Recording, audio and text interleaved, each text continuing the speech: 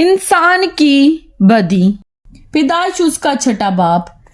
जब रवि जमीन पर आदमी बहुत बढ़ने लगे और उनके बेटियां पैदा हुई तो खुदा के बेटों ने आदमी की बेटियों को देखा कि वो खूबसूरत हैं और जिनको उन्होंने चुना उनसे ब्याह कर लिया। तब खुदावंद ने कहा कि मेरी रूह इंसान के साथ हमेशा मुज़ाहमत ना करती रहेगी, क्योंकि वो भी तो बशर हैं, तो भी उसकी उम्र 120 वर्ष की होगी। उन दिनों में जमीन पर जबार थे और बाद में जब खुदा के बेटे इंसान की बेटियों के पास गए तो उनके लिए उनसे औलाद हुई। यही कदीम जमाने के सूरमा हैं जो बड़े नामूर हुए हैं। और खुदावंद ने देखा कि जमीन पर इंसान की बदी बहुत बढ़ गई और उसके दिल के तसव्वुर और ख्याल सदा बुरे ही होते हैं। तब खुदावंद जमीन पर इंसान को पैदा करने से मलूल हुआ और दिल में गम किया।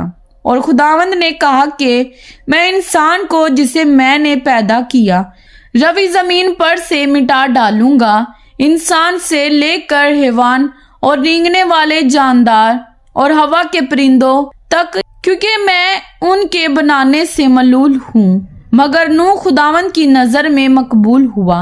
नूह का निसबनामा ये है, नूह मर्द रास्तबाज और अपने जमाने के लोगों में बेऐब था।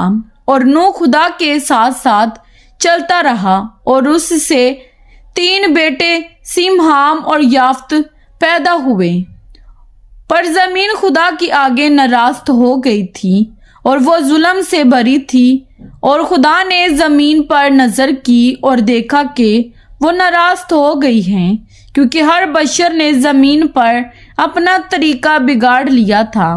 और खुदा ने नूह से कहा कि तमाम बशर का खात्मा मेरे सामने आ पहुंचा है, क्योंकि उनके सबब से जमीन जुल्म से भर गई। सो देख, मैं जमीन समेत उनको हलाक करूंगा।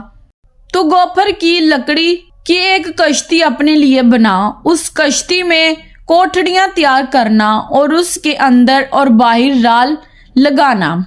और ऐसा करना कि कश्ती की लंबाई 300 हाथ, उसकी चौड़ाई 50 हाथ और उसकी ऊंचाई 30 हाथ हो। और उस कश्ती में एक रोशनदान बनाना और ऊपर से हाथ भर छोड़कर उसे खत्म कर देना। और उस कश्ती का दरवाजा उसके पहलू में रखना और उसमें 3 दर्जे बनाना, निचला, दूसरा और तीसरा। और देख, मैं खुद जमीन पर पानी का तूफान लाने वाला हूँ, ताकि हर बशर को जिसमें जिंदगी का दम है दुनिया से हलाक कर डालूं।